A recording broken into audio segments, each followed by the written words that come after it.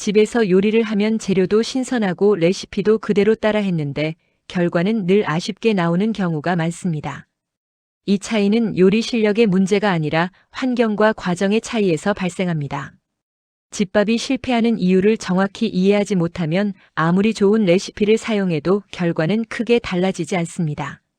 요리는 감각의 영역처럼 보이지만 실제로는 매우 논리적인 구조를 가지고 있고 이 구조를 이해하지 못하면 같은 실수를 반복하게 됩니다.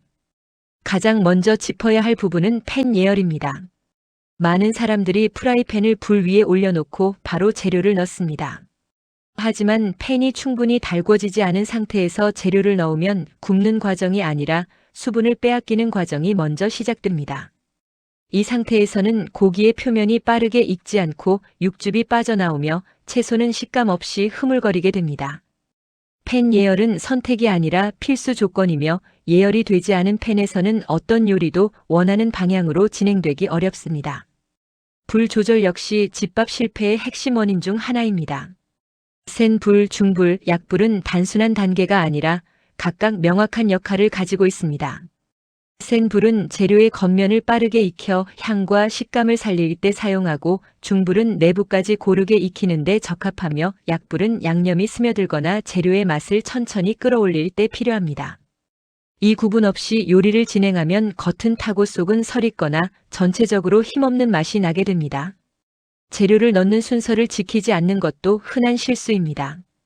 집에서는 귀찮다는 이유로 고기, 채소, 양념을 한 번에 넣는 경우가 많지만 재료마다 익는 속도와 반응 방식이 다르기 때문에 이런 방식은 맛의 균형을 무너뜨립니다.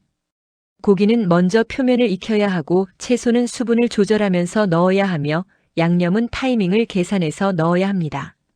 이 순서만 제대로 지켜도 같은 재료로 전혀 다른 결과를 만들 수 있습니다.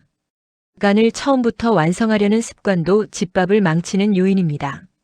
요리는 조리 과정에서 수분이 증발하고 맛이 농축되기 때문에 처음부터 간을 맞추면 마지막 단계에서 짠맛이 튀어나오기 쉽습니다.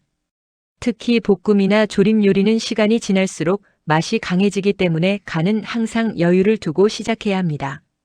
간은 조정하는 것이지 고정하는 것이 아닙니다. 수분 관리에 대한 이해 부족 역시 큰 문제입니다. 채소에서 나오는 물, 고기에서 빠지는 육즙, 양념에 포함된 수분이 합쳐지면 팬 안의 환경은 쉽게 끓는 상태로 바뀝니다. 볶음 요리인데 국물이 생겼다면 이미 조리 환경이 잘못된 것입니다. 수분을 날려야 할 타이밍과 남겨야 할 타이밍을 구분하지 못하면 맛은 쉽게 희석됩니다. 조리 시간을 정확히 인식하지 않는 것도 문제입니다. 집에서는 대충 이쯤이면 됐겠지라는 판단으로 불을 끄는 경우가 많지만 불 위에서의 30초 차이는 생각보다 큽니다. 특히 볶음과 구이는 짧은 시간 안에 맛이 급격히 변하기 때문에 타이밍 관리가 중요합니다.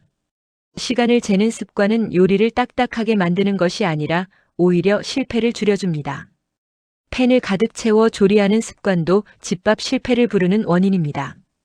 재료를 많이 넣으면 한 번에 끝날 것 같지만 실제로는 팬의 온도가 급격히 떨어지면서 재료가 굽히지 않고 쪄지게 됩니다.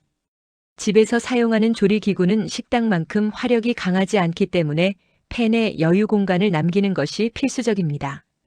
팬의 약 70%만 사용하는 것이 가장 안정적인 조리 환경을 만듭니다. 레시피를 절대적인 기준으로 믿는 태도도 문제입니다. 레시피는 참고 자료일 뿐이며 집마다 불세기, 팬 상태, 재료의 수분량이 모두 다르기 때문에 그대로 따라해도 결과는 달라질 수밖에 없습니다. 레시피는 상황에 맞게 조정해야 하며 현재 조리 상태를 보면서 판단하는 능력이 중요합니다. 조리 도구의 상태를 무시하는 것도 집밥 완성도를 떨어뜨립니다. 오래된 팬, 코팅이 벗겨진 프라이팬, 열 전달이 고르지 않은 냄비는 요리 결과에 직접적인 영향을 줍니다. 같은 레시피라도 어떤 도구를 사용하느냐에 따라 결과는 크게 달라집니다. 재료 손질을 대충 하는 습관도 맛을 떨어뜨립니다. 썰기 방식, 두께, 크기는 조리 속도와 식감에 직접적인 영향을 줍니다. 크기가 들쭉날쭉하면 익는 정도가 달라지고 결과적으로 맛의 균형이 무너집니다. 손질은 요리의 준비 단계가 아니라 요리의 일부입니다. 양념을 한꺼번에 넣는 것도 흔한 실수입니다. 양념은 단계별로 넣어야 재료에 고르게 스며들고 맛이 분리되지 않습니다. 특히 간장이나 설탕처럼 쉽게 타는 양념은 타이밍을 잘못 잡으면 쓴맛이나 떫은 맛을 남기게 됩니다. 마무리를 소홀히 하는 것도 집밥이 아쉬운 이유입니다. 요리는 불을 끄는 순간 끝나는 것이 아니라 그 이후에 잔열 활용과 맛 정리까지 포함됩니다. 불을 끈 뒤 한 번 더 섞는지 잔열로 얼마나 더 익히는지에 따라 완성도가 달라집니다. 맛의 균형을 확인하지 않고 바로 먹는 것도 문제입니다. 요리가 완성된 후에는 짠맛, 기름기, 산미 중 어떤 맛이 튀는지 확인하고 조정해야 합니다. 후추, 식초, 참기름 같은 재료는 선택사항이 아니라 맛을 정리하는 도구입니다. 집밥이 실패하는 이유는 특별하지 않습니다. 대부분은 기본 원리를 모르거나 알고 있어도 습관처럼 무시하기 때문에 발생합니다. 오늘 설명한 내용들은 특정 요리 하나에만 적용되는 것이 아니라 거의 모든 집밥에 공통으로 적용되는 기준입니다. 이 원리들을 이해하고 적용하면 집에서 만드는 음식의 완성도는 분명히 달라질 수 있습니다. 요리는 재능이 아니라 구조입니다. 구조를 이해하면 결과는 자연스럽게 따라옵니다. 집밥이 늘 아쉬웠다면 재료나 레시피를 바꾸기 전에 조리 과정과 원리를 먼저 점검해 보시기 바랍니다. 그 변화만으로도 요리의 결과는 충분히 달라질 수 있습니다.